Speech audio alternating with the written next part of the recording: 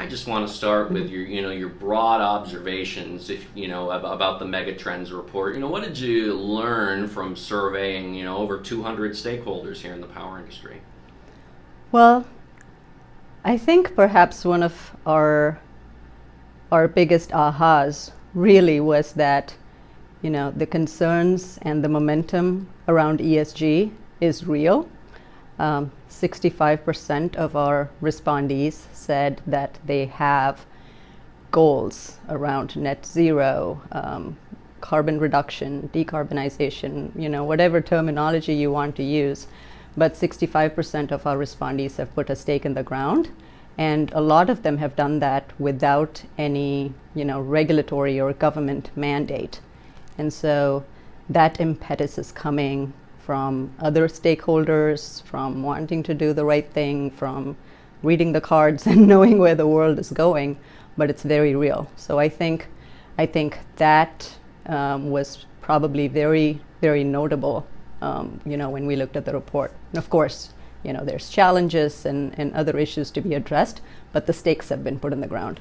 For those who may not have had decarbonization blueprints, was there a kind of a looking into why they didn't, or was that kind of explained?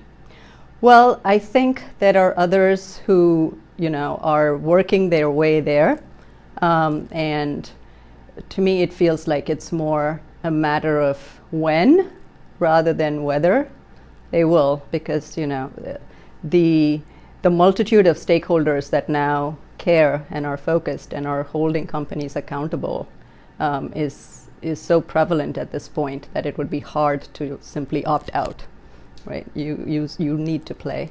What are the fuels of the future? I guess in the present, what did they say that they expected as part of their energy mix, but maybe 5, 10, even 15 years down the road? Yeah, so no surprises here, but when you look in the near term, the next 5 to 10 years, renewable energy is obviously top of that list in terms of the fuels and this energy source that investments are going to be made in. There's a little bit of gas, but not as much as we might have seen in our survey 5-10 years ago even. But when you look ahead past the next 10 years, then hydrogen actually emerges as sort of the number one pick for new energy source and investments, which is interesting because hydrogen's always kind of been on the horizon, and it feels like its time is here. Yeah, and that's obviously a big subject here at CERAWeek.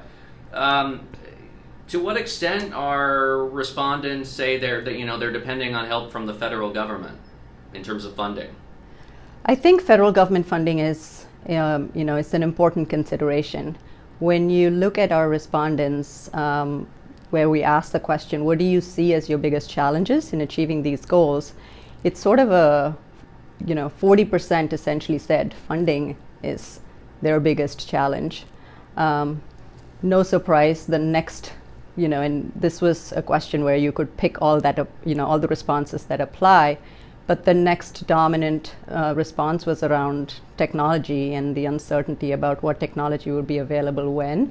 But both of those are shifting landscapes, really, for these companies to be navigating, because the government policy landscape obviously is always changing, and companies are very much trying to figure out what will be available through what channels, when, and whether some of that support changes with administration, what part is law, what part is driven more by regulations. So that continues to be an uncertainty, and a lot of these technologies that they're looking to invest in, like EV charging infrastructure, 45% of the costs are borne by the commercial entities. That was again another finding from our survey, and so that tells you there are some pretty significant investments that are being made that would certainly be looking for more policy support, more funding support from the government. I'm glad you brought up EVs because there's a need for more EV charging infrastructure. how are utilities doing in addressing those requests? They are they're behind, I guess, is sort of the short answer. When you in the survey again, we asked, has the number of requests that you're receiving for different types of infrastructure increased? And the answer is yes. Somewhere between 30 and 40% respond that they now have more requests for level 1, level 2, level 3 charging infrastructure. When we asked them, how ready are you, or when will you be ready to actually be able to respond to those requests, it really varies. Some of them are ready now, and it's really at that level 1 charging infrastructure level.